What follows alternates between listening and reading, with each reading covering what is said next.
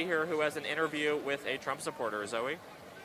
Thank you, Jordan. Yes, I just finished having a great conversation with Stephen here. Yes, Stephen, yes. he is a native to Kansas City. BeerMan. BeerMan, what they call BeerMan. He is actually here in Oklahoma. Yeah. He mentioned to me earlier how he came in with a limo. Yeah, with a whole limo. Tell me a little bit about it. 27 feet of winning, baby. That's what I'm talking about. 4 bones on 100 spokes, large and in charge, big cars and movie stars. Came in Twisted style, steel in style. and sex appeal. In style. So, Stephen, tell me a little bit about yourself. Tell me, when did you become a Trump supporter, and what drew you to him, and what were you always a conservative, Republican? Tell me. Yeah, I walked away from the Republicans back in 2006. Once we gave them a trifecta from 04 to 06, they spent like drunken sailors, and they became, basically Democrats.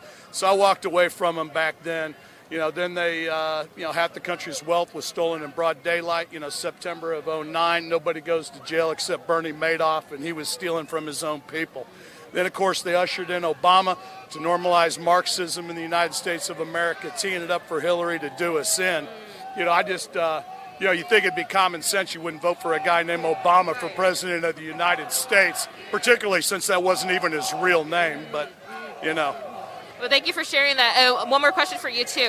Where do you stand with all the issues that are taking place in today? I should say more recently with the whole BLM movement, the whole police, anti-police, anti-government, almost basically. Where do you stand with all that? Well, the thing is that, if you're going to burn down cities and defund the police, you're no friend of ours. These people are the same people that rigged an election, rigged an investigation, and rigged an impeachment process against the American people, and they lost all 3. They voted for a guy named Obama not once but twice, and he stole everything. That's why they were down on Epstein Island raping and eating those babies down there. Just look at the flight logs. They all knew who he was, what he did, where he did it. That's why they got on his plane to fly down there and do it with them. That's what the real problem is. It's pedophilia, and as soon as everybody finds out that all these people are pedophiles, that's when the party really begins. Yes, we got to expose them for who they really are and show people, give people the truth instead of $65,000 worth of hot dogs. Please explain that to me. Wow. It's in their own emails. Wow. Well, thank you for sharing that. Not a problem. Thank you for sharing that. I had one question for you. Yeah. Why do you choose today not to wear a mask? Well, the reason why I don't wear a mask is because it's not easy being a trendsetter. People think it's easy. But it's not. It's a hoax. 99.7% survival rate. Are you kidding me? You've got Bill Gates running around like a psychopath trying to cram his vaccine down my throat, and I'm doing just fine without it, Bill. Didn't you go down to Epstein Island yourself? Epstein and Weinstein just doesn't sound like a Presbyterian problem to us.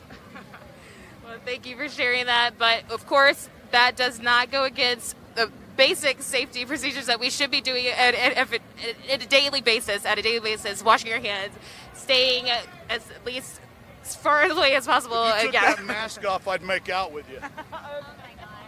Well, anyway, Stephen, it was so great talking with you, and thank you so much for your time. Thank you. Do you have anything else you want to say maybe to other Trump supporters who are watching who can't be out here? Absolutely. Stars and Bars, red, white, and blue home team, man. It's Trump 2020.